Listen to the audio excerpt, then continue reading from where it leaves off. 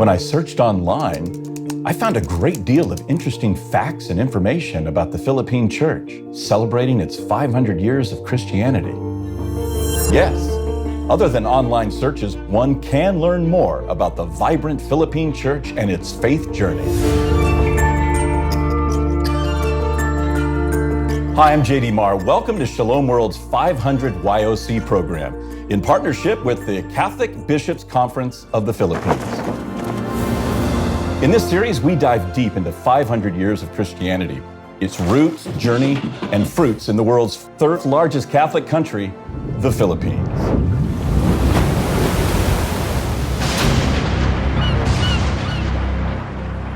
In the 16th century, explorer Ferdinand Magellan and his team of voyagers from Europe reached the island of Cebu to expand their spice trade. This has been marked as a milestone in the history of the country and its people. The Christian missionaries who accompanied Magellan on the Spanish ship spread the gospel in the Philippines.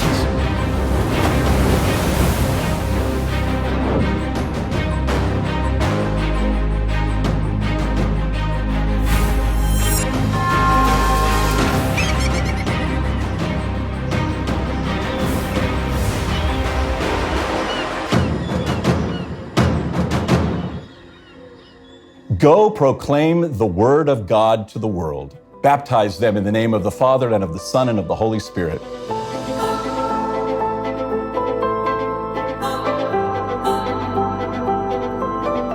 This episode features the missionary nature of the church in the Philippines, where overseas foreign workers, or OFWs, and immigrants bring the richness of the faith to other countries.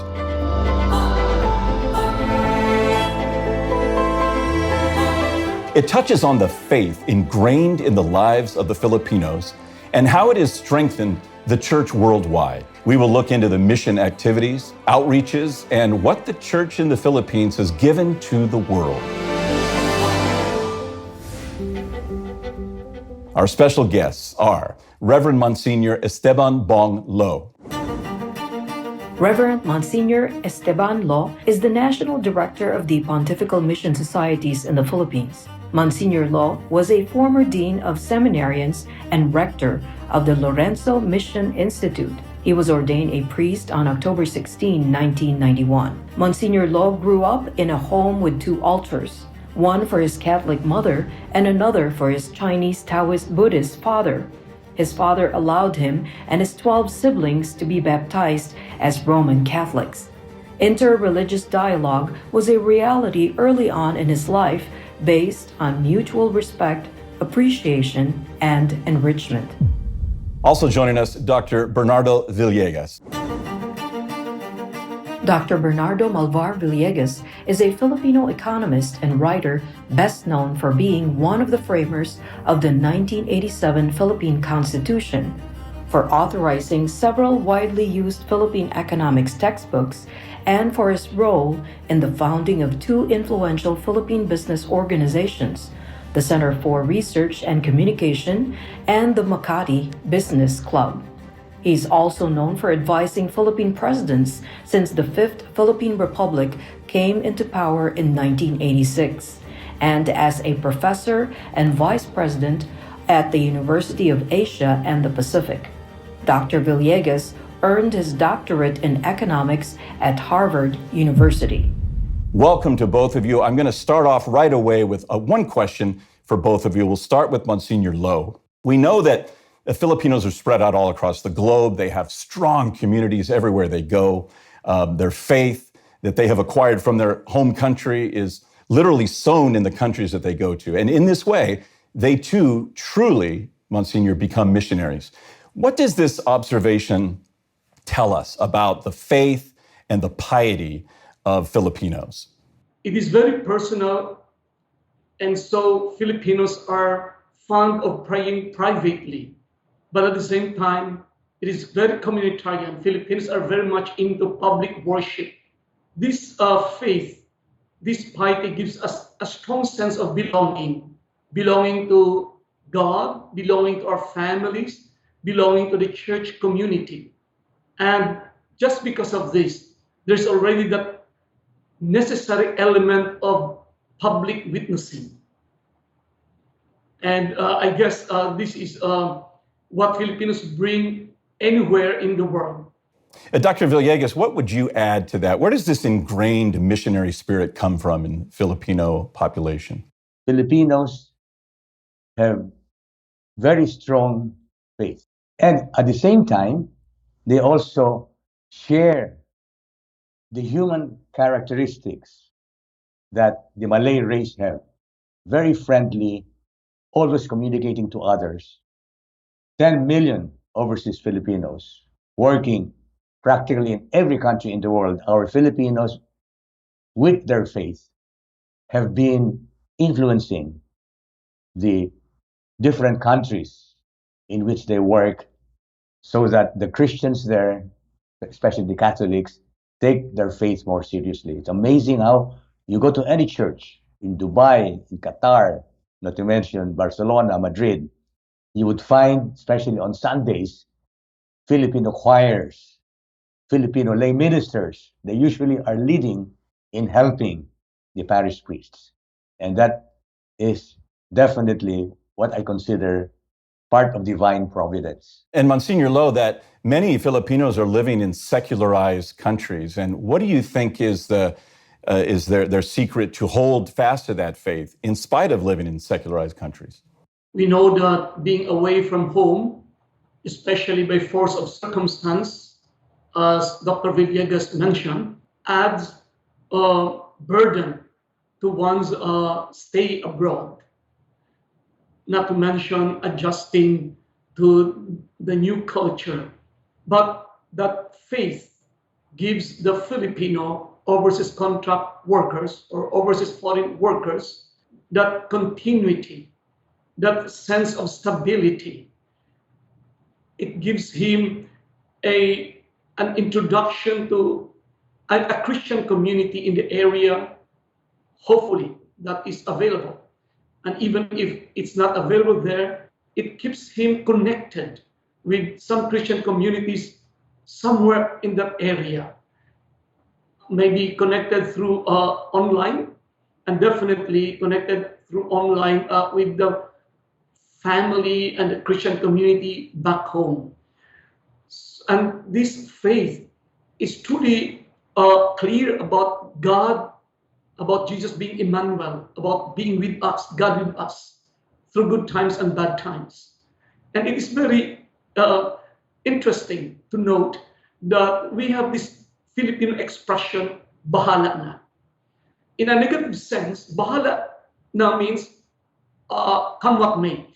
It's as if a defeatist attitude. It is kind of a total surrender to the circumstances beyond my control. So that is the negative sense of bahala na. But our scholars remind us that this expression bahala na is very much connected with the ancient Filipino word for God, and that is bathala. And when we say bahala na, it's not only pessimistic or defeatist attitude, come what may, but rather an expression of deep faith, of strong faith. Everything is in God's hands. And so I can do it, I can make it.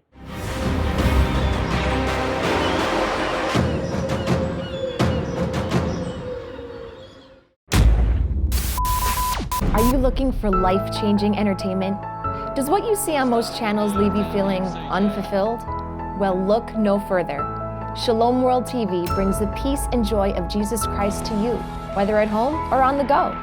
To start watching, you don't need antennas, cable connections, or a dish.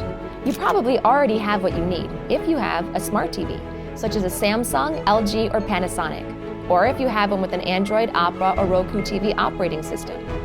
These can be found on the latest models of Sony, Toshiba, Vizio, Philips, RCA, Sharp Aquos, TCL, Insignia, Element, Hitachi, Vestel, Skyworth, Changhong, Konka, and Hisense. You can also watch Shalom TV on most IPTV streaming devices, starting with the 4th generation of Apple TV and Roku, Amazon Fire TV, Mi Box, Amino, Humax, or on TiVo Box through the Opera TV store.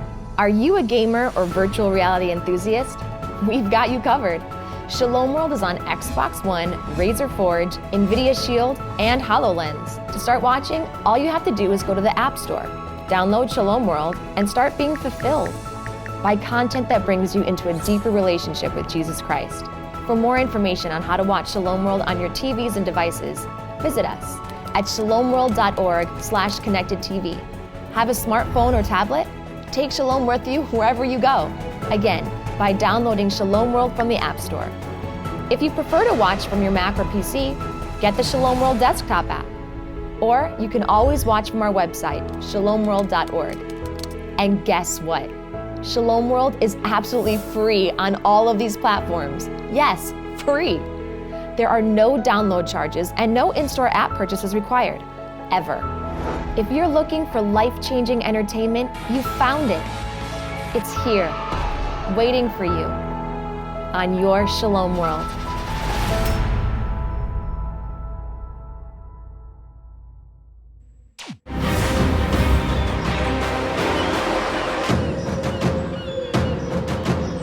Dr. Villegas, what would you say is the impact then, both on the local churches? I mean, you mentioned remittances up.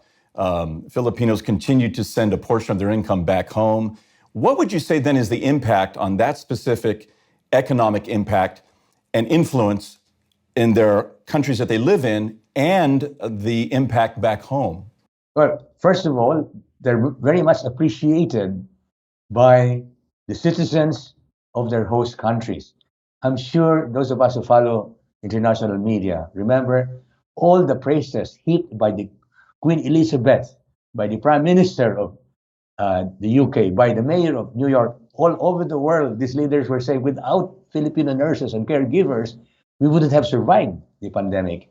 And that, in fact, will intensify after the pandemic, because now people will know how reliable are our health workers. And you will actually see other countries, believe it or not, even China. China is already suffering from demographic suicide because of their one-child policy. They are aging too fast. They have hundreds of millions of people who are over 60. They don't have enough people to take care of them. And one of the prospects is you will see the Chinese having no other alternative but to import our nurses and caregivers. And that will be another opportunity to follow the example of Matteo Ricci of actually Christianizing, whether they like or not, the Chinese. I'm sure the Chinese living here who are not particularly fond of Christianity will have their fears. But you will have all these professional workers practicing their faith and strengthening the few churches that they are in China.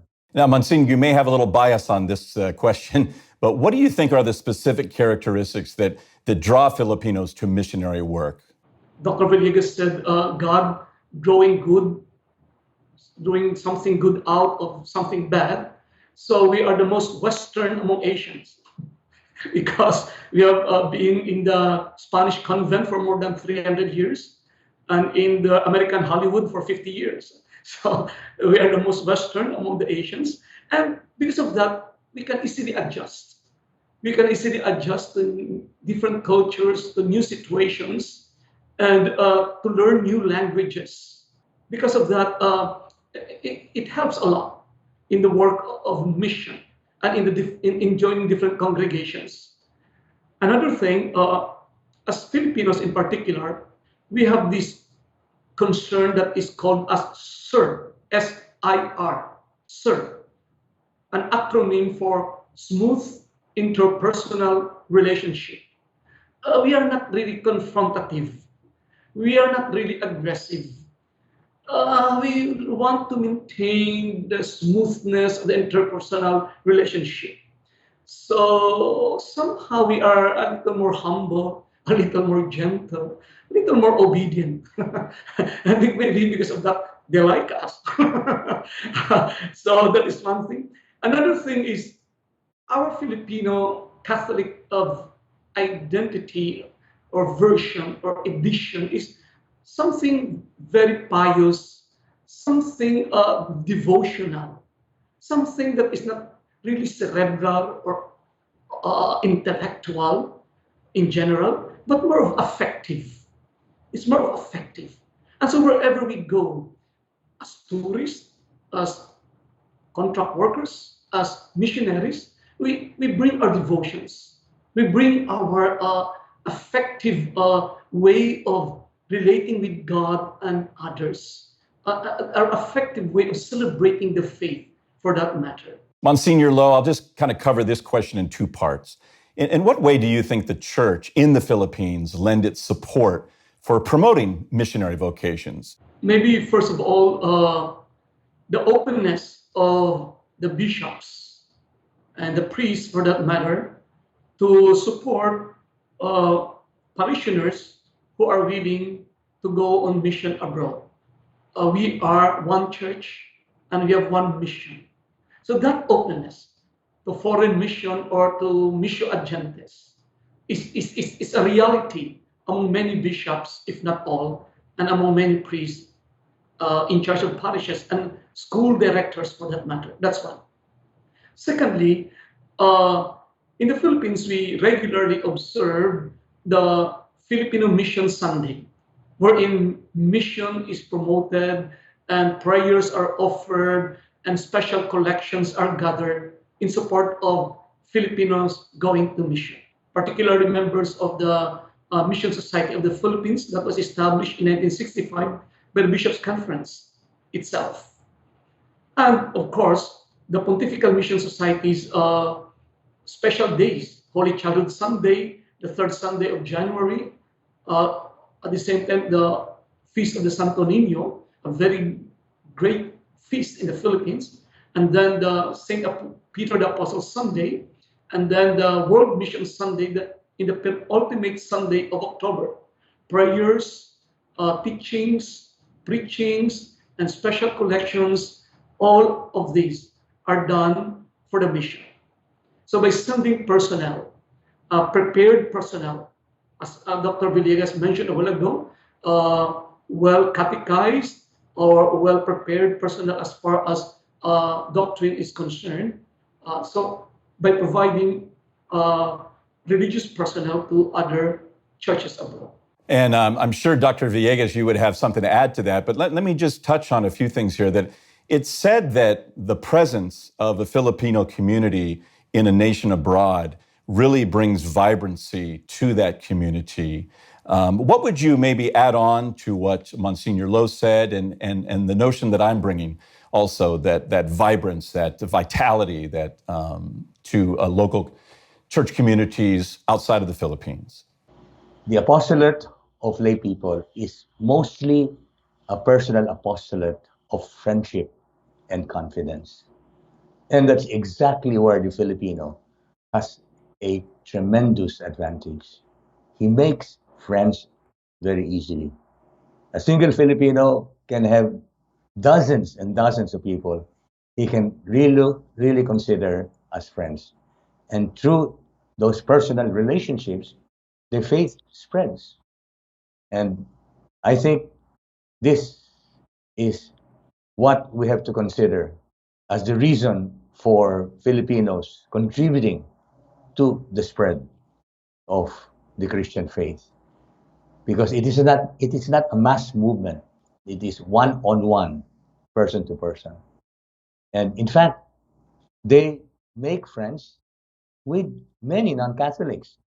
They may not be converting them, but these non-Catholics begin to appreciate what Christianity really is from their personal example. And I consider that also a very important contribution of Filipino overseas workers, making people from different religions understand more what we believe in and be more friendly towards us, erasing all sorts of misconceptions. Sure. Well, and you're even one step ahead of me. So, final question to both of you. We'll finish up with Monsignor Lo and Dr. Villegas. You can add on anything you want. But as we move into 500 years of Christianity, of the church in the Philippines, I want you to laser focus and answer as we round out our discussion. Just give me a laser focus as to how the Filipino church has made its mark in the universal church. Monsignor Lo, you first. Well, if we speak of institutional level, we are happy that at least 2 Filipino cardinals have already been serving the Universal Church in the dicastery. Before, in 1971, it was Cardinal Jose Sanchez as prefect of the congregation of the clergy, and at present, Cardinal Chito Tangle as the prefect of the congregation for the evangelization of peoples. And of course, some Filipino nuncios assigned in different parts of the world of the respective religious congregations. That is as far as institutional, organizational aspect is concerned. Filipinos are there serving even in the highest echelons of the church. But more importantly, on the ground, as Dr. Villegas mentioned, at least 10 million overseas contract Filipino workers all over the world, bringing with them their faith, the vibrancy of the faith, the tenacity of the faith, and the joy of the faith, and helping revive parishes and even dioceses. And, I'm sure, Dr. Villegas, you could say ditto to everything that Monsignor just said. You've studied this most of your adult life.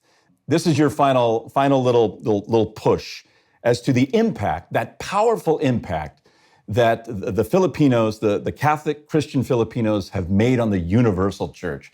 You get the final word. Married Filipinos are contributing to arrest the deterioration of morals all over the world. As we know, the family is under attack. Divorce, abortion, same-sex marriage, and so on and so forth. Fortunately, Filipinos still generally abide with what you can read in Amoris et Laetitia of Pope Francis. The married people, not only personally, but with the other married couples that they interact with all over the world, show that marriage and the family are sacred institutions, not only from a religious point of view, but from the natural law. The moment you get societies destroying the foundation of society, which is the family, that civilization is doomed. And I must say that we Filipinos, for example, the Philippines is only the last country in the world that has not legalized divorce. We will never allow abortion because it is against the Constitution, and marriage, which is the basis of the family. Well, thank you both very much for your insights, Monsignor Lo, Dr. Villegas.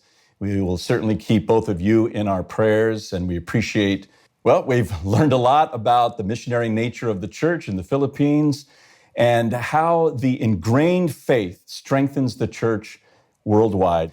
Join us again next week for more of 500 YOC. Don't forget to download the free Shalom World app to watch the series, get more updates on 500 years of celebrations in the Philippines, and many more amazing shows. I'm J.D. Maher. Shalom. We are blessed. We are loved.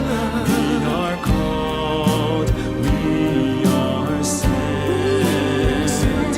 We will teach. We will serve. We are Christ. We are church. 500 years of truth.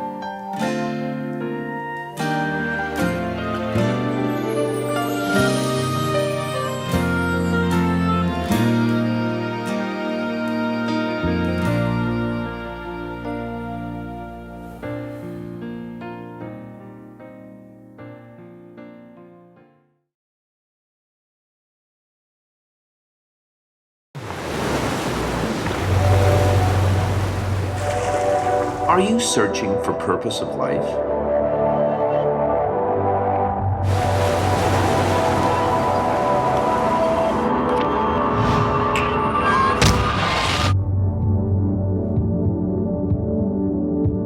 Discover your true identity. Stay tuned to Shalom World.